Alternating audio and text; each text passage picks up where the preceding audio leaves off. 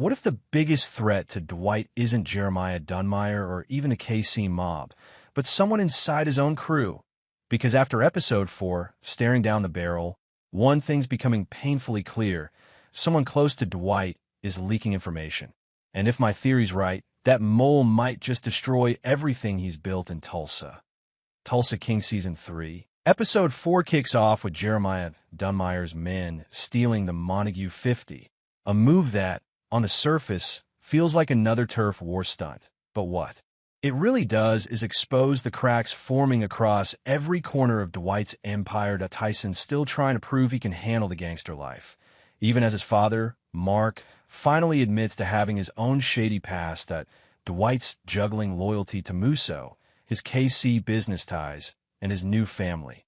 And Bodie, well, let's just say he hasn't forgotten what went down last season, that it's chaos. But there's purpose in it. Every subplot, from Tyson's growth to Dwight's strained partnerships, points toward a larger storm brewing under the surface. That'll be why the time the episode ends, we've seen Dwight reclaim his bourbon from the Dunfires. Cole realize his father's love might never come. And Margaret strike a deal that blurs business with manipulation, that it's less about the missing booze and more about who's really pulling the strings behind the scenes. That let's start with what's hiding in plain sight. Throughout the episode, we're told, not once but twice, that Musso seems to know exactly what Dwight's doing in real time. Not rumors, not gossip, specific, insider-level information. That means there's a leak, someone feeding Musso updates from inside Dwight's circle. Now, think about Dwight's crew. Bodie? He's clever and loyal in his own way, but still holds resentment from last season. Tyson? Too green, too emotional, but also too eager to prove himself, which can make him vulnerable. And then there's Bill, the middleman between Dwight's operation and the KC mob.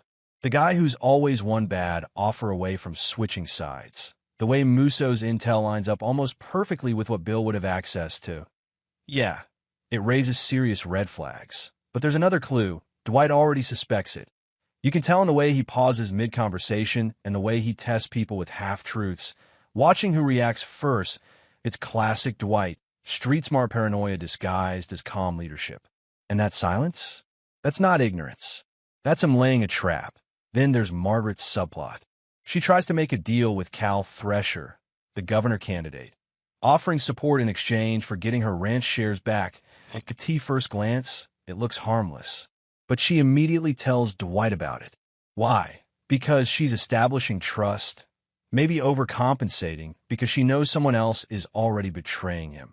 Even Dunmire's overconfidence feels off. How did he know exactly where Dwight's booze was stored? Why did he attack before the KC mob could make their move? There's precision in that timing, and that's not Dunmire's style. Someone fed him that info to when you line up all the evidence. There's one conclusion. There's a mole inside Dwight's operation, and Musso's using them like a chess piece. Here's how it all fits together. Musso isn't trying to kill Dwight. Not yet. He's testing him.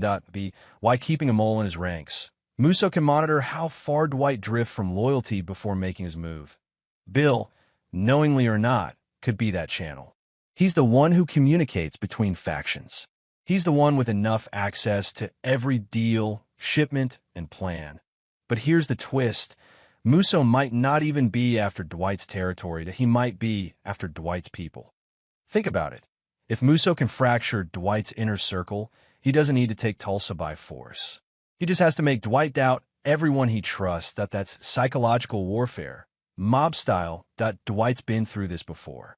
Betrayal is his recurring ghost. From Chickie's manipulation to Bodie's past hesitation, trust has never been his strongest armor.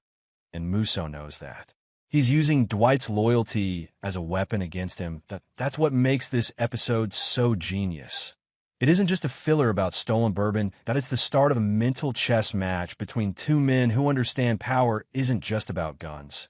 It's about information. Where does this lead? If Dwight's instincts are right, and I believe they are, we're heading toward a classic betrayal reveal. Arc by episode 6 or 7, someone in his inner circle will be exposed. Possibly Bill, or maybe even Bodie, depending on how the writers want to twist the knife. But here's the real danger. Dwight's reaction. When he finds out, it won't be calm or measured. We've seen what he does when he feels cornered. The man doesn't negotiate betrayal. He buries it. That could mean a brutal internal war that fractures his Tulsa family right when he needs them most. And while Dunmire and the KC mob might seem like the main villains, this internal implosion will be the real threat. Now, let's talk about Cole Dunmire for a second. His father, Jeremiah, left him to die, literally, just to prove a point about faith. That kind of humiliation changes a man. And I think Cole's story is about to take a turn from loyal son to rogue soldier. He's seen Dwight's code of honor. He's seen leadership without cruelty, that it's only a matter of time before he flips sides, possibly helping Dwight against his own father. Imagine that. The son of your enemy becoming your unexpected ally. That's the kind of twist Tulsa King loves to pull. Personal, emotional, and deeply human. And Dwight's personal life? Margaret's influence is growing fast. Her business moves may look self-serving, but there's genuine care under the surface. Still, I wouldn't be surprised if she becomes a pawn in this power play, either targeted by Musso's informant or used as leverage to control Dwight's next move. Oh, here's the real question. Who do you think the mole is? Is it Bill, quietly feeding info to Musso? Is it Bodie, acting out of fear or self-preservation? Or could it be someone completely unexpected? Maybe even Margaret herself, unintentionally playing both sides? Let me know your thoughts in the comments. I'll be reading every single one because this mystery is just heating up.